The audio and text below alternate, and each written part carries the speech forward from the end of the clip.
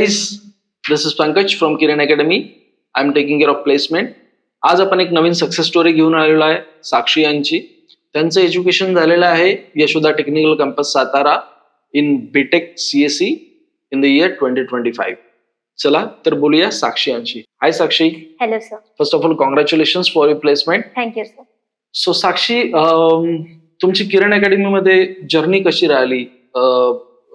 If you talk about study related, mock interviews कसे झाले, मॉकची team कशी हेल्प करत होती, प्लेसमेंट टीमने काय हेल्प केली, प्लेसमेंट कसं झालं, ओव्हरऑल एक ब्रीफ मध्ये तुम्हाला काय सांगता येईल?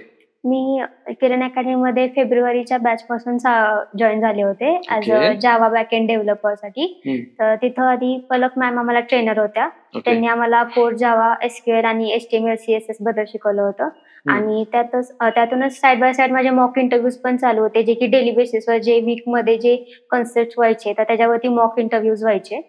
आणि नंतर मग ऍडव्हान्स जावा, स्प्रिंग बूट, हायबरनेट आणि फ्रंट एंड साठी अँग्युलर साठी शिकवलं गेलं होतं. आणि त्याच्यानंतर मग जे की फुल सिलेबस मॉक इंटरव्ह्यूज होते जे की मी दिले. आणि त्याच्यानंतर मग मला प्लेसमेंटचा ऍक्सेस भेटला, जे की मग त्याच्या थ्रू मला खूप प्लेसमेंट कॉल्स भेटले. आणि मग त्यातून मी एक रेप्युटेड कंपनीमध्ये सिलेक्ट झाली. ओके. मी या तुमच्या याच्यामध्ये मी मॉक वर खूप जास्त भर दिसतोय मला. हो, म्हणजे तुम्ही मॉक वर जास्त भर, म्हणजे तुमचं mock interview syllabus wise, topic wise, त्यानंतर फुल सिलेबस वाईज. तर हे इतकं गरजेचं आहे का? हो सर, खूप. कारण त्याच्यातून आपले टेक्निकल स्किल तर वाढतातच, प्लस आपण जो रिअल टाइम इंटरव्ह्यूसाठी जो एक्सपिरियन्स लागतो तर त्यातून ते खूप महत्वाचं आहे आपला कॉन्फिडन्स बिल्ड करण्यासाठी, की इंटरव्ह्यू समोर कसं बोलतोय आपण, काय बोलतोय आणि कसे आपण आपले स्किल्स वाढवायचे आणि कसं उत्तरं द्यायची, तर ते त्या मॉक इंटरव्ह्यू मधून कळतं. म्हणजे तुम्हाला मॉक इंटरव्ह्यू द्यायसाठी तुम्हाला स्टडी पण तशीच करावं लागेल हो रेग्युलरली? हो सर. लाईक अकॅडमिक्स मध्ये जे करतात पोरं की उद्या एक्झाम आहे आणि आज स्टडी केली, तसं केलं तर तुम्ही मॉक इंटरव्ह्यू देऊ शकणार नाही, कारण काहीच प्रिपरेशन नसते. म्हणजे त्यामध्ये तुमचं आज जे टॉपिक तुमच्या ट्रेनरने शिकवलेलं आहे ते तुम्हाला घरी जाऊन प्रिपेअर करावंच लागेल. हो सर. तेव्हाच तुम्ही त्याच्यावर मॉक इंटरव्ह्यू देऊ शकाल, बरोबर? हो. ओके. आणि ते झालं टॉपिक वाईज. आणि त्यानंतर फुल सिलेबस, म्हणजे पूर्ण सिलेबस झाला त्यावर पण तुम्ही मॉक इंटरव्ह्यूज दिले. तर त्यामध्ये तुम्हाला जे मॉक इंटरव्ह्यूज दिले त्या क्वेश्चन्सची हेल्प झाली इंटरव्ह्यू मध्ये? हो, खूप झाली. कारण तेच रिलेटेड क्वेश्चन्स त्यामध्ये विचारले होते, प्रॅक्टिकल वाईज, थेअरी वाईज. जे की बऱ्यापैकी मी जिथे इंटरव्ह्यू दिलेत बऱ्यापैकी तिथे सेम होते इंटरव्ह्यूज. त्यामुळे ते खूप म्हणजे खूप mock interviews so important guys. Please be careful. Mock interview so important. ठीक आहे. सो साक्षी, मला एक गोष्ट सांगा, तुमची कॉलेजची जर्नी आणि किरण अकॅडमीची जर्नी यामध्ये काय डिफरन्स वाटला तुम्हाला ऍज कम्पेअर टू स्टडी? हो सर, डिफरन्स तर खूप होता. जे की म्हणजे अकॅडमिक्स मध्ये फक्त एक्झाम रिलेटेड आणि थेरटिकल पार्ट शिकवला जातो, ना की प्रॅक्टिकल नॉलेजवर एवढी भर नसते. आणि किरण अकॅडमी मध्ये प्रॅक्टिकल प्लस थेरी नॉलेज खूप शिकवलं जात होतं. आणि रोजच्या रोज जे असाइनमेंट आणि कोडिंग जे शिकवत होते आणि टाइम जो भेटत होता आणि त्याच्यावर जाऊन जे घरी मग अभ्यास व्हायचा तर ते खूप गरजेचं आहे. ओके. आणि कधी असं झालं तुम्हाला की टेक्निकली प्रॉब्लेम आला आणि तो सॉल्व्ह करायसाठी तुम्हाला असं भटकावं लागलं, किंवा तुम्हाला इमिजिएट ट्रेनर भेटले, किंवा तुम्हाला असं आपल्या इकडे जे सपोर्ट, टेक्निकल सपोर्टचं जे सेंटर आहे तिथे तुम्हाला क्विक हेल्प झाली? हो, मी 1-2 वेळा टेक्निकल सपोर्टची घेतली होती, जे की मला इन्स्टॉलेशनसाठी म्हणा किंवा असं गाईड हवं होतं. आणि इतर वेळेस मग मी डॉक्युमेंटेशन आणि जे किरण अकॅडमीचे गाईड्स होते ते पण वाचलेत. आणि जेव्हा खूप असं प्रॅक्टिकली असेल प्रॉब्लेम तर मग मी ट्रेनरशी डायरेक्ट कॉन्टॅक्ट करायचे. Okay. Like in between session तुम्ही सेशन्स करायचे डेली? ऑफलाईन करायचे? हो, ऑफलाईन करायचे. ओके. कधी ऑनलाईन सेशन केलाय?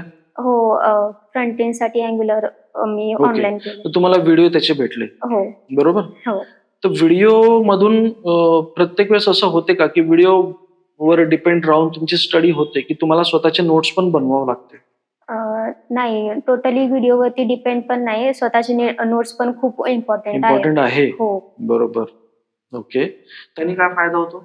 आपण जे इंटरव्ह्यूज देतो मग त्याच्यासाठी मग ज्यासाठी जे आपण प्रिपेअर करतो आधी आणि आपल्याला जे कळलंय ते आपण जे त्या नोट्स मध्ये लिहिलंय तर मग ते आपल्याला इंटरव्ह्यूला जायच्या आधी जे प्रिपरेशन आपण करतो तर ते वाचलं की लगेच आपल्याला कळतं की ते Okay. काय आहे. It means it just a quick review. तुम्ही जर स्वतःचे नोट्स काढलेत, so it's just a quick review for the interview preparation. Yes, it is. Revise जे म्हणतो आपण, हो. बरोबर? हो.